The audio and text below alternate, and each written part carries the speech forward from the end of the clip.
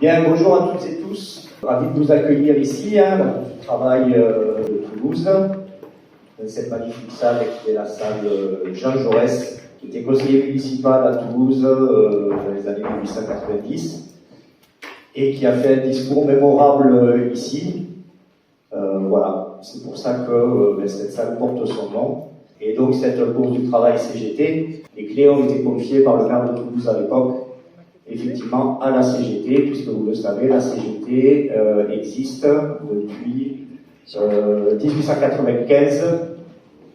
Donc la CGT n'est pas toute jeune, mais toujours jeune dans sa tête, depuis 1895, avec un congrès qui s'était tenu à Limoges à l'époque. Parce que vous imaginez bien que, comme on dit ici, bien sûr il y a l'église au centre du village, mais il y a aussi le lieu de toutes les travailleuses et de tous les travailleurs, aussi au centre du village, juste en face de la basilique Saint-Sernin. Et voilà, donc je vais vous présenter nos intervenants aujourd'hui. Donc effectivement, une journée d'études, une journée de formation sur la convention collective unique étendue de la branche associative, sanitaire, sociale et médico-sociale à but non lucratif, dont font partie notamment la Convention 51, la Convention 66, mais aussi d'autres conventions. Donc l'idée vraiment, c'était de faire venir en fait des négociateurs CGT de la BAS. Donc ils sont Julie, qui est négociatrice à la BAS depuis 2016, ok, et Pierre-Paul, qui est aussi négociateur de la base, que certains vous avez sûrement déjà vu, vous les avez déjà vus si vous avez vu la vidéo à l'issue de la négociation sur les derniers exclus du Ségur. Donc l'idée c'était pour nous, l'USD, notamment la Commission Action Sociale de la Haute-Garonne, c'était de faire cette journée. Je vois que la salle est bien remplie, et l'idée vraiment c'était de pouvoir maîtriser quels peuvent être les enjeux, effectivement, et quelle va être la position CGT, bien sûr, qui va se construire avec les syndicats sur le territoire. Quelle va être la position CGT par rapport à la négociation, effectivement, de cette convention collective unique étendue. Voilà, dans les prochaines années, mais ça, je pense que les négociateurs et les négociatrices préciseront la temporalité aussi de ce que va donner cette négociation. Merci, bonne journée à toutes et tous, et je passe la parole à Julie. Merci beaucoup, bonjour, merci d'être là. Nous, on est bien, au contraire, on demande plus ça de poursuivre et de multiplier ces journées qu'on a déjà fait dans d'autres départements pour être en lien, parce que c'est un lien mutuel, c'est-à-dire que nous, on a besoin de savoir ce qui se passe dans vos établissements et dans les établissements partout, pour pouvoir aussi, nous, se positionner et dénoncer et du coup aller porter des choses qui sont pas de la théorie ou du dogme, mais de la réalité de terrain. Moi, je suis du Finistère. Au bout du bout de la Bretagne, je suis psychologue spécialisée en neuropsycho dans une petite association de moins de 50 qui s'occupe de différents, ce qu'on appelait avant des réseaux de santé, gérontologie, soins palliatifs et diabète. Et donc moi j'ai toujours été spécialisée en gérontologie pour l'accompagnement des patients et des familles dans le cadre de troubles cognitifs. Voilà, et donc je suis négociatrice depuis 2016 à la BAS, avec la chance que j'ai eue moi et que n'ont pas beaucoup de camarades, c'est d'avoir des anciens présents qui avaient l'histoire, qui étaient là depuis très longtemps et qui m'ont tuilé. Voilà, j'ai eu cette chance parce que j'en parle parce que le tuilage c'est important, mais du coup depuis 2016, et donc après quand mes anciens sont partis à la retraite à un moment donné, il fallait quand même leur laisser profiter de leur retraite. Du coup, donc moi je me suis retrouvée pilote, puisque la plus ancienne, puisque j'avais que eux, mes retraités, avec moi. Et donc la nouvelle équipe dynamique, je pense, et qui j'espère le sera encore plus dans quelques semaines, mais du coup, donc voilà, une équipe maintenant équilibrée, action sociale, santé privée. C'est important d'être dans la transversalité sur ce sujet-là. Pardon, j'interromps. Bonjour à tous les camarades. Merci. Merci vraiment de nous permettre d'être là. Merci d'avoir organisé ça. Merci de prendre le temps d'être présent. Je vous dis, moi, c'est pas dans le cadre d'un mandat CGT que je suis venu à Toulouse. Moi, c'était parce que les copains habitaient à Toulouse, donc je venais. Et je suis très, très, très content de pouvoir être là et de pouvoir faire cette intervention en fait, avec vous, avec Julie, devant vous. C'est hyper important. Vous êtes un territoire hyper dynamique. Vous n'êtes pas le seul, mais allez, pour la vidéo, je veux dire ça, mais vous êtes un exemple quand même à donner en termes de mobilisation, en termes d'activité, en termes de plaisir et en tout cas de ce qu'on voit nous depuis National, de joie dans le militantisme qui peut être difficile, mais qui malgré tout amène quelque chose d'assez soudé. Donc juste pour ça, je voulais vous remercier pour cette journée. Donc moi c'est Pierre-Paul, je suis éducateur technique à Paris dans un ESAT qui appartient à une fondation, qui est une sorte de pâté d'alouette, où il y a 3500 salariés, où on trouve des EHPAD, des crèches, des IME, un hôpital, et j'en passe les meilleurs. Donc déjà assez transversal sur plusieurs conventions collectives et plusieurs tafs. Et j'ai la chance d'avoir passé 4 ans au niveau de l'UFAS et 3 ans au bureau de l'UFAS sur les questions d'orgas. Et quasiment 3 ans et demi également en tant que négociateur aux côtés des camarades.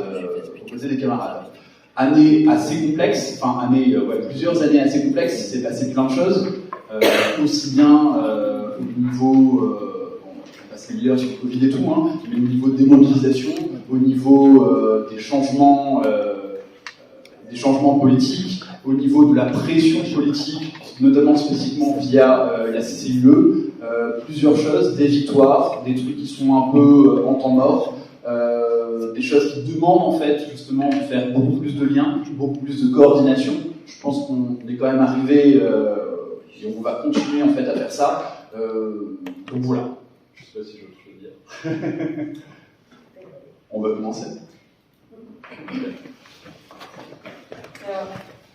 Du coup, en fait, donc moi, donc je commence. Bon, c'est le matin. Je sais qu'il y a on est nombreux à s'être levés tôt et pour certains très tôt.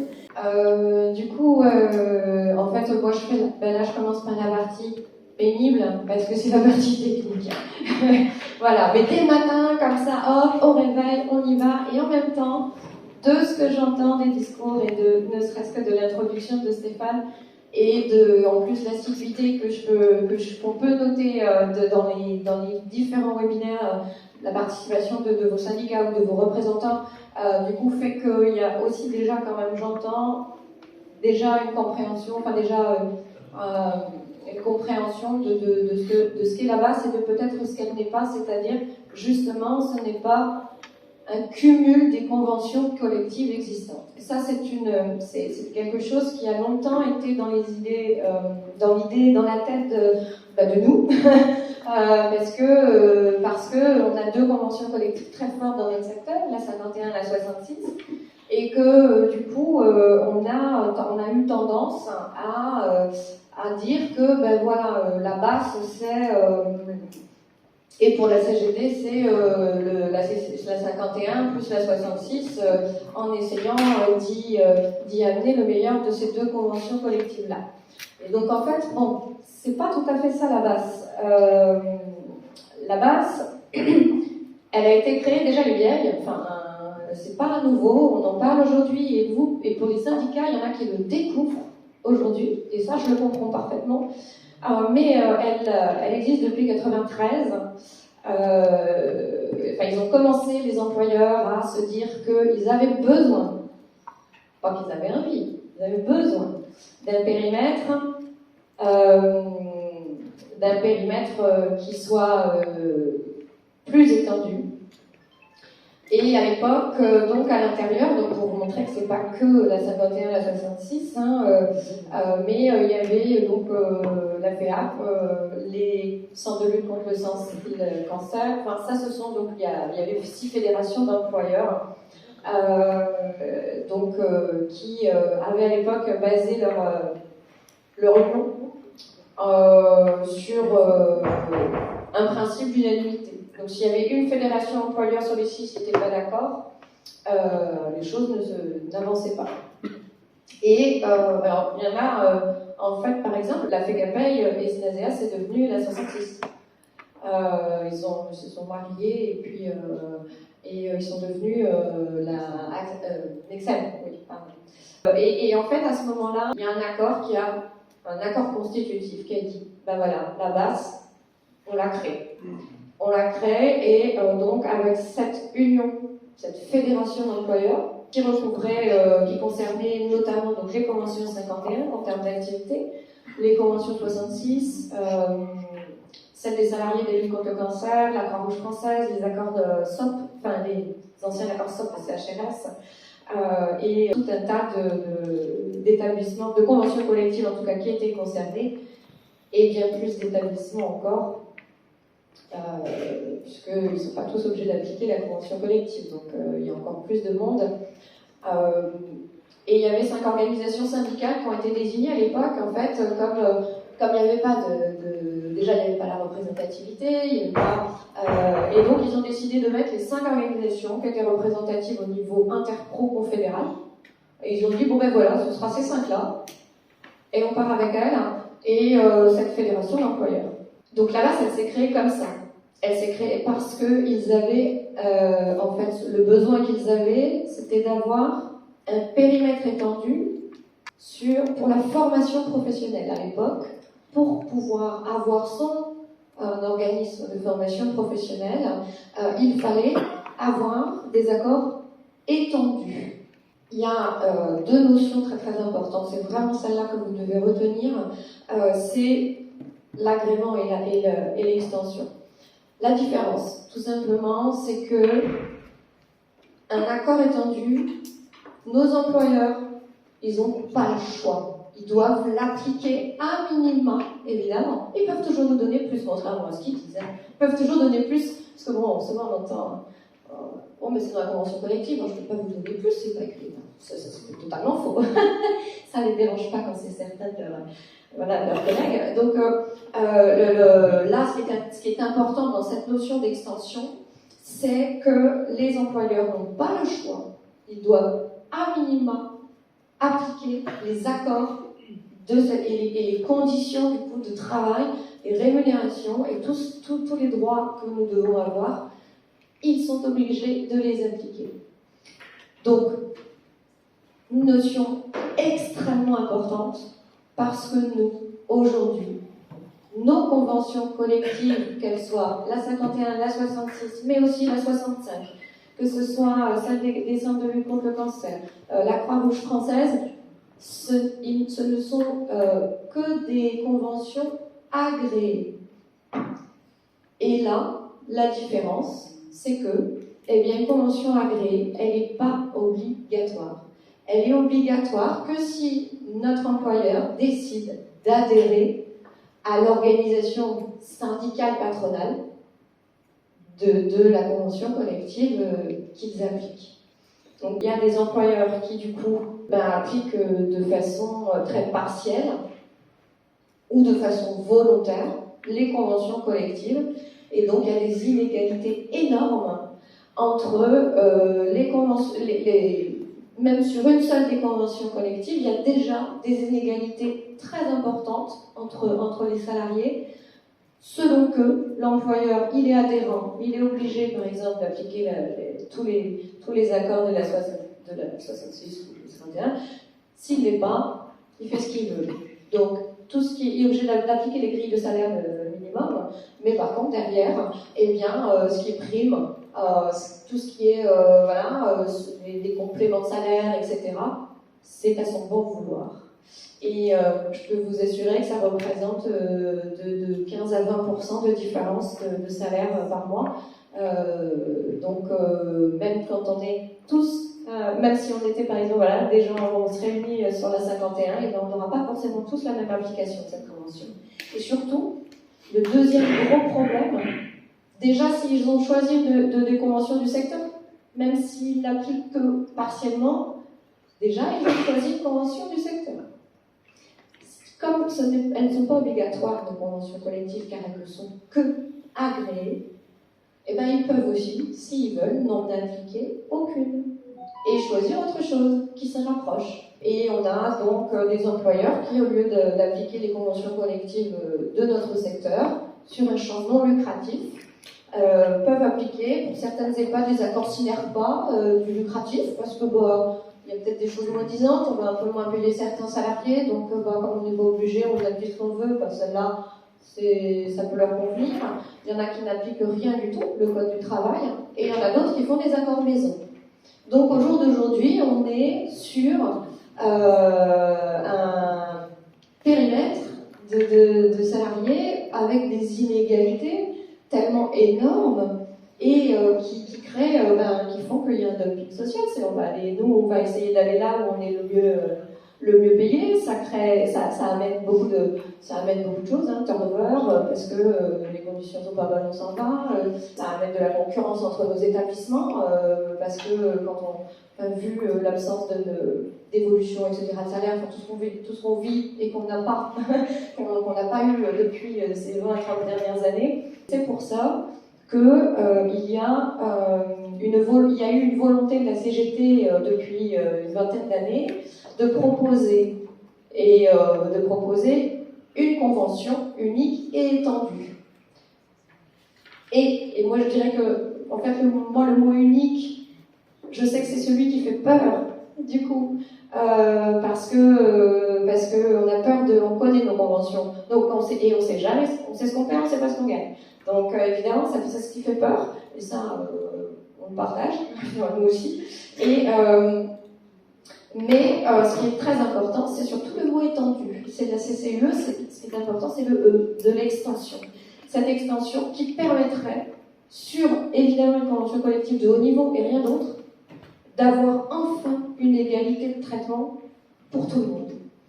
Pour notamment tous ces salariés pour lesquels les conventions collectives du secteur sont appliquées aussi de manière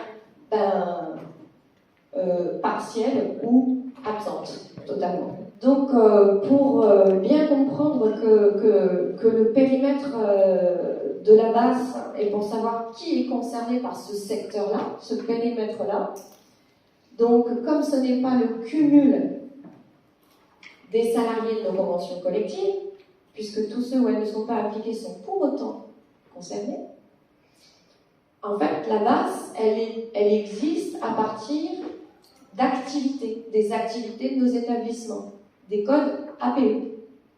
Les codes APE de nos établissements, c'est une nomenclature qui est définie, on ne peut pas la modifier comme on veut, c'est ministériel, c'est déterminé au niveau gouvernemental. Et puis en fait, donc on a comme ça une liste d'activités, de codes APE qui font que vous savez si vous êtes ou pas concerné par les accords de la base. En fait, à partir du moment où de toute façon vous êtes dans le champ associatif, sanitaire, social, médico-social, vous êtes dans le champ de la base. Quel que soit l'accord qu'on vous applique réellement dans votre entreprise, du fait de cette non-obligation de convention.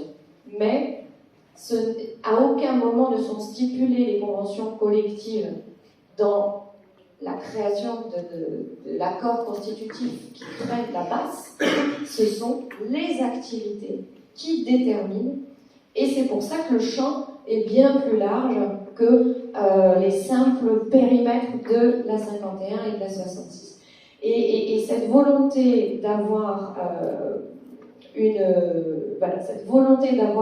l'extension, elle est pour que justement on ne se limite pas aux salariés que nous connaissons de la 51 et de la 66 et qu'on puisse réunir enfin tous les salariés qui sont concernés et avec les vraies inégalités de traitement vraiment très fortes qu'on peut trouver. Donc la base existant depuis 1996, nous sommes tous concernés depuis 1996 par les accords de la base. Est-ce que ça s'utilise? Est-ce que c'est des références qu'on a quand on est délégué syndical et qu'on va travailler sur nos accords, etc. Je ne crois pas. Jusque-là, je ne crois pas. Et il y a donc, alors évidemment, comme c'était le besoin des employeurs au départ, la formation professionnelle, ce sont des accords qui prennent énormément de place dans la base, parce que c'était, pour les employeurs, c'était l'objectif. Et pour nous, l'objectif, c'était de continuer à faire améliorer les droits sur tous les types d'accords pour aller au-delà de ce qu'on avait déjà dans le secteur. Et donc, en portant ce projet de convention unique et étendue depuis plus de 20 ans, dont ils ne voulaient pas entendre parler jusqu'à il n'y a pas longtemps. Et donc, il y a des accords qui vous concernent. Voilà, sur l'aménagement, la réduction du temps de travail, formation pro, c'était à l'époque, c'était la réduction du temps de travail, les 35 heures. On avait, les temps partiels, astreinte, travail de nuit. Et il y avait en fait à l'époque, on était dans une situation un petit peu difficile, nous la CGT, puisque sur les organisations présentes, donc les 5 représentatives confédérales, à l'époque, il y avait une alliance CFDT, CFE-CGC, CFTC. Nous, on n'était que FO et nous. Et les trois organisations que j'ai citées en premier permettaient de faire passer les accords. Donc nous, on s'est retrouvés et c'était pas évident et de se retrouver donc souvent, c'est vrai, en désaccord avec ce qui était proposé. Avec Force ouvrière, on était souvent en désaccord avec ce qui était proposé. Ces accords-là sont en vigueur, ils s'appliquent à nous tous, mais sincèrement, ils cassent pas 3 pattes à un canard, on les a pas forcément signés, on en a signé très peu. Enfin, sur la formation pro, on est vraiment moteur, mais on avait à l'époque pas ce rapport de force, puisque AE3, il faisait la pluie et le beau temps, il faisait des accords parce qu'il dépassait 50% à AE3. Donc derrière, on ne pouvait pas s'opposer, on ne pouvait rien faire. Ça a changé au dernier cycle de représentativité. Et là, ça a fait tout drôle. Alors déjà, ça nous a fait tout drôle à nous parce qu'on nous a dit bonjour maintenant quand on arrivait. Et on nous faisait des sourires. Ah, tiens, avant, on nous ignorait complètement, on ne nous regardait pas. Et là, d'un coup, on nous dit bonjour, on nous fait un petit café. Et c'est passé. Ah oui, c'est vrai. Maintenant, vous voyez qu'il y a Sud, FO, la CGT et la CFDT. Seul. Et du coup, ce rapport de force actuel que nous n'avons jamais eu au niveau de la base et qui change tout. Parce que si on n'a pas le rapport de force, de toute façon, on peut pas tenir nos projets, les porter et faire comme ce qu'on a fait pour le Ségur, c'est-à-dire tenir. Alors on a tenu à 3.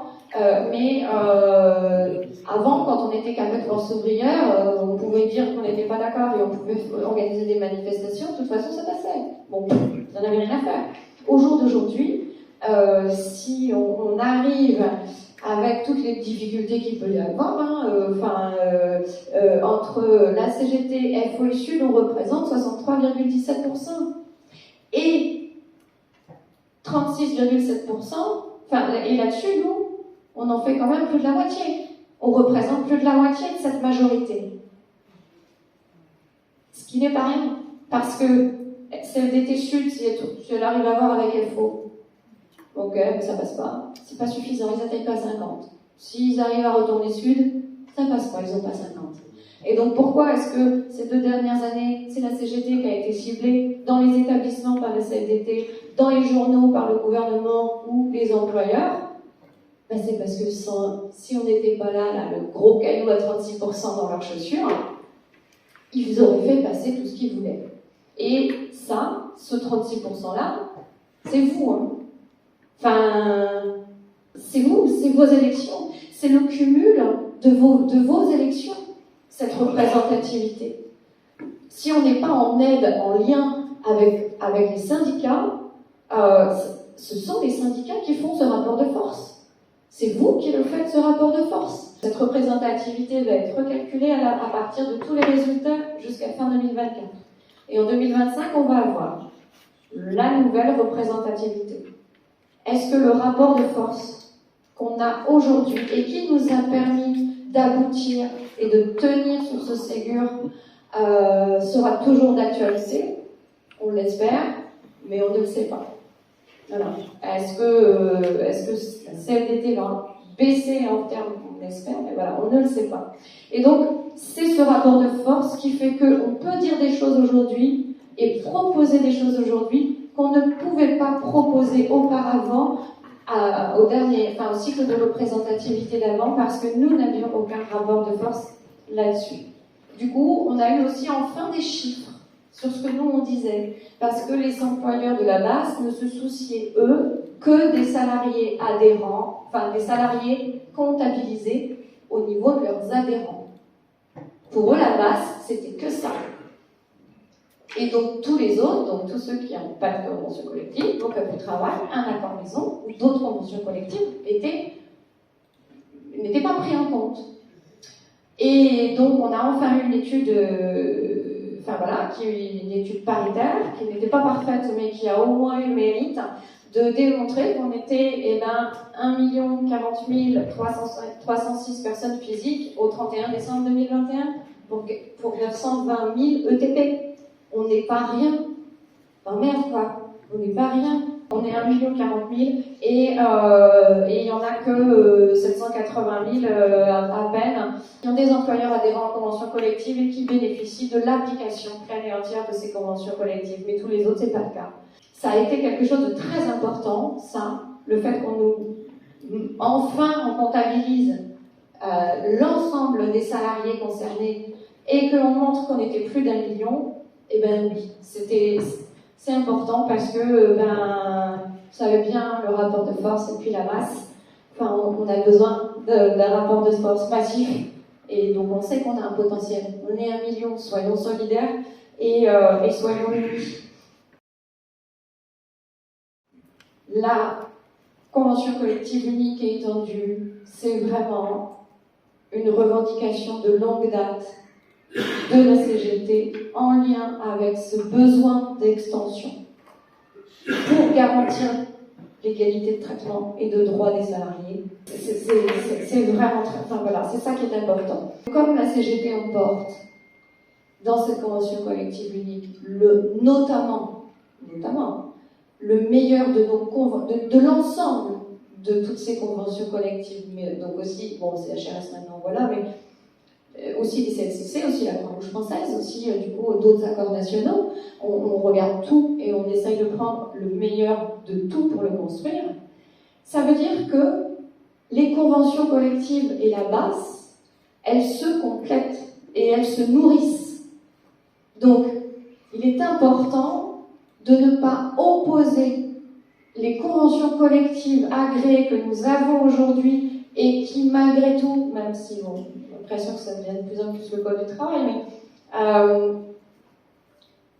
plus les garanties, il faut continuer à les faire vivre, il faut continuer à se battre pour que les négociations elles aient lieu dans les conventions collectives, parce que vous savez que les employeurs les ont stoppées au jour d'aujourd'hui. Nous, il faut absolument qu'on arrive à faire repartir ces négociations. Il faut absolument qu'on arrive à continuer à essayer de proposer des accords qui améliorent les droits dans les conventions collectives, parce que ce travail de longue haleine d'une construction d'une convention collective unique et étendue se nourrira de meilleures de ces conventions pour nous, de ces conventions collectives. Donc plus les conventions collectives elles monteront en termes de droits, et plus nous, on pourra aller loin. Donc il ne faut pas opposer les conventions collectives et la base.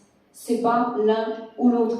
C'est on a des conventions collectives qui existent et qui doivent continuer d'exister aujourd'hui tant qu'on n'a pas quelque chose de convenable qui permette l'égalité de convenable, c'est-à-dire de haut niveau, qui permette l'égalité de traitement. Et en attendant, il est vraiment nécessaire de continuer à se battre pour que nos droits continuent d'évoluer et de s'améliorer. Donc, les conventions collectives et la base, elles se complètent, elles ne doivent pas être opposées les unes aux autres. cas, ça continue. On le sait, on a quand même des équipes au niveau de la 66, on a des équipes au niveau de la 51 qui continuent en fait à négocier, qui continuent à faire des propositions, qui continuent à travailler et qui en mettent en fait dans la gueule des employeurs. Parce que la problématique, c'est pas lié à nous, organisation syndicale, mais bien lié à des employeurs qui, certes, vont convoquer des instances, mais vont considérer qu'ils n'ont pas la main pour pouvoir faire quelque chose. On s'y attendait, c'est depuis un certain temps que les choses n'avançaient pas. Il n'empêche, on y va, on propose, il y a des trucs en fait qui sont en convention, qui sont très spécifiques, et ça, vous inquiétez pas, les camarades sont dessus et lâchent pas en fait. Excuse-moi. C'est pas grave. Daniel Beneteau, à la SEI, depuis avant la dénonciation de la CCC. En visio, je sais que c'est visio. Une question, la forcade pour tous, le dernier accord, c'est un accord basse. Oui. Voilà. Le problème qui se pose à la SEI, c'est que, bon, déjà, il y a du mal à avoir les financements, déjà, mais en plus, nous ne sommes pas pris en compte, alors que dans l'accord, il est bien marqué que tous les personnels de la 51 y ont droit. Et là, ils ne prennent pas en compte l'atelier, l'entreprise adaptée, la cuisine centrale et le siège social. C'est ce que j'allais te dire. Alors, dans la Convention française, ils font pareil. Ils ont refusé d'appliquer aux salariés qui sont rattachés au siège. Là, ce que nous on fait, en fait, on essaye de récupérer, parce que du coup, il y a des différences quand même entre le sanitaire et le médico-social et le social, au niveau des financeurs, du coup. Sur le sanitaire, c'est plus simple, mais en tout cas, les interlocuteurs sont peut-être moins nombreux. Voilà, je veux dire ça comme ça. Du sanitaire, c'est du médico-social et financier, par les restes, et par les départements. Ouais, et voilà, c'est ça. C'est-à-dire qu'il y a les débats, et puis même, et puis il y a des aides, parfois, il y a des subventions de mairie, il y a, tu as ta partie départementale, tu as des fois des parties régionales, tu as des fonds qui sont demandés à la CNSA, donc tu as quand même aussi une partie qui doit venir d'un financement quand même ARS, mais en même temps, voilà. Et du coup, c'est bien ce que nous avions demandé. C'est-à-dire que nous, ce qu'on demandait à la CGT pour ça, c'était une réunion des financeurs, c'était de mettre tout le monde autour de la table pour s'assurer que, oui, ils sont partie prenante, et c'est d'accord, et que c'est bien compris que c'est un accord étendu, donc obligatoire, donc le ministère, il l'agrée, et après il l'étend, mais il ne donne pas l'argent. Comment faire autrement que... à part mettre les établissements en difficulté et les salariés en difficulté, c'est quoi le but ? À un moment donné, ils agréent pour le ministère, ça veut dire c'est finançable aussi. C'est ça.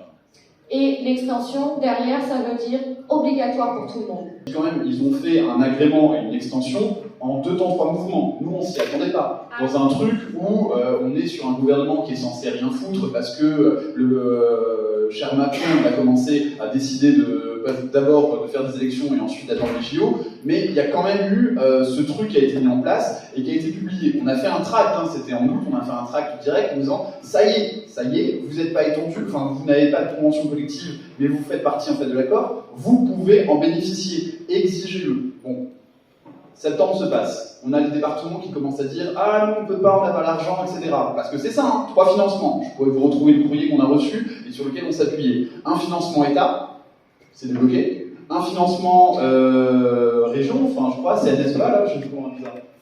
Ouais, c'est débloqué. Dernier, un financement département. Financement département, c'est au département en fait de les bloquer. Les départements ne le veulent pas. Certains départements le veulent, d'autres ne veulent pas. En même temps, ils disent oui, mais on n'est pas informé. Vous n'êtes pas informé, mais vous devez, normalement, vous êtes invité. Vous avez 3 sièges, sur je ne sais plus quelle instance d'ailleurs, vous avez 3 sièges pour pouvoir être là, montrer que vous êtes présent et participer pleinement en fait à cette extension et après au financement. Ah oui, les 3 sièges, ça ne nous suffit pas. Allez vous faire foutre. Excusez-moi, allez vous faire foutre. On n'est pas là. Donc là, qu'est-ce qui se passe ? On a en fait de la pression qu'on arrive à mettre en fait dans les associations, et c'est le cas, et j'en profite parce que la copine du Finistère est là, ils ont mis en place un truc de revendications claires. Les lundis de la CCIE, eh ben, il y a des lundis, une fois par mois, ils vont dans des assos et ils gueulent en fait face au patron en disant vas-y, il faut mettre le Ségur, parce que c'est un droit, parce qu'on a signé et que la CGT a été signataire par rapport à ça, et quand elle signe, elle attend quand même que ça s'applique, ou sinon ça n'a aucun impact, ou sinon à quoi ça sert en fait.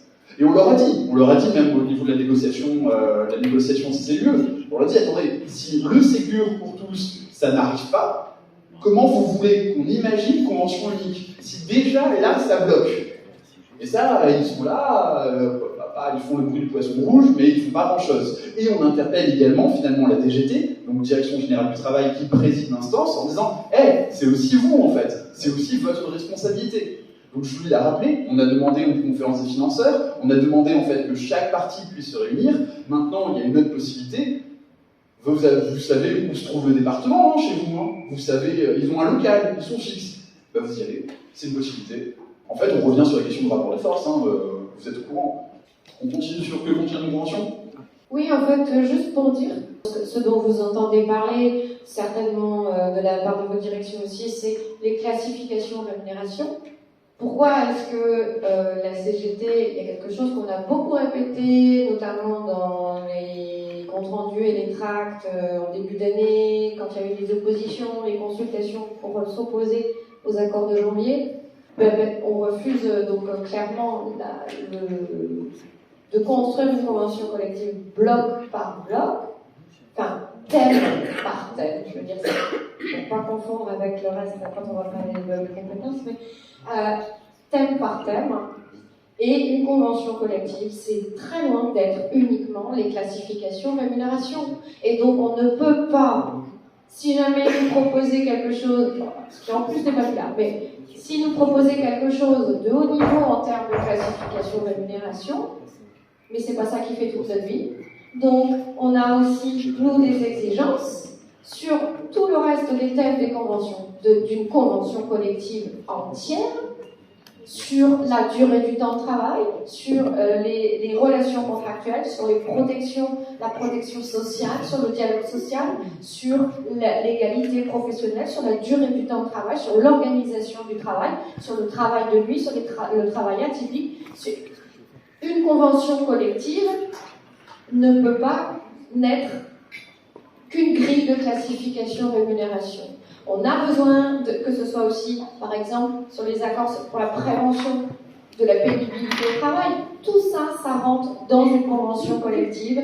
La préparation du départ à la retraite, tout ça, ça rentre dans la convention collective. Et on ne va pas et on est très clair là-dessus, c'est que la convention, nous, on la pèsera quand il y aura tout dedans. On ne pourra pas savoir si elle est bonne uniquement si on a un des thèmes qui est bon, peut-être. Voilà. C'est pas possible ça. Parce que notre vie, elle se résume pas que à notre qualification dans laquelle on est situé et pas que à notre salaire. Nos conditions de travail qui tournent autour de toutes ces autres thématiques qui doivent apparaître et qui doivent faire partie d'une convention collective, eh ben, c'est dans les autres thèmes qu'elles se passent. Et c'est ça qu'il ne faut pas oublier, c'est que, voilà, le classif Rému, c'est le plus gros, la colonne vertébrale, mais ça n'est que le début d'une convention. Julie, c'est passé à l'as, tu l'as dit rapidement, mais moi je veux féliciter devant tout le monde le travail des négociatrices, des négociateurs de la branche, alors bien sûr de chaque convention hein, qui en parallèle, en commun et des fois en parallèle font le travail. Et nous, on a eu quand même 2 négociatrices et négociateurs qui ont été du territoire et qui pendant 10 ans n'ont pas irrigué de la manière dont vous le faites, n'ont pas irrigué ici le territoire, qui n'ont jamais fait une consultation, etc. Mais donc en positif, ce que vous avez développé non seulement comme stratégie pour aborder la négociation, tout ce que tu développes sur les élections, et c'est là où si on veut leur donner de la force, notre responsabilité, c'est pas que de faire des élections pour être élus. C'est qu'en fait, nous devons faire les meilleurs tours au premier. Nous devions faire les meilleurs scores au premier tour pour renforcer ces 36%, passer peut-être à 40%, ne pas descendre en dessous des 30%, il faut aussi avoir une marge basse, parce qu'on voit bien que derrière, c'est pas que les manifestations qui créent du rapport de force, même si on est aussi capable d'en faire, on en fait plutôt bien ici. mais c'est aussi les scores pour permettre de donner de la force. Mais je reviens à votre capacité non seulement stratégique par rapport aux négociateurs nationaux et d'arracher cet accord, de nous avoir donné la confiance, parce que pour dire qu'il ne fallait pas signer le précédent, celui où ça donnait quelques miettes, mais où on pouvait tous avoir une inquiétude en se disant « Putain, on laisse passer celui-là, est-ce qu'il y aura autre chose ?» Eh bien ça, c'est parce qu'il y a des négociateurs qui disent « Non, mais on y arrivera », qu'on peut y arriver. Parce qu'autrement, on signe de la merde et après, on est à la CFDT. Bon.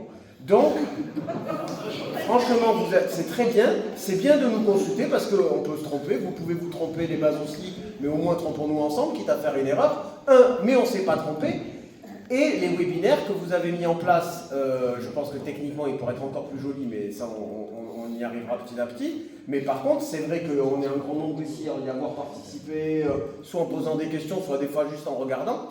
Et ça, c'est assez précieux pour comprendre, et vous l'avez mis en place et merci, pour comprendre comment ça évolue et comment nous-mêmes on peut scander dans le temps les mobilisations de nos collègues. Parce que 10 ans de mobilisation à dire la CC66, puisque moi CC66, elle va mourir, oui, mais enfin elle n'est toujours pas morte. Et donc si on répète tout le temps aux collègues il y a le loup, le jour où il y a vraiment le loup, voilà. Alors que vous arrivez à scander pour qu'on puisse avoir des moments où on frappe fort, des moments où on relâche tout en gardant ça dans la tête, et bim, on revient et on frappe fort. Et vraiment, ce que vous avez fait, c'est très bien, et votre explication ce matin était limpide.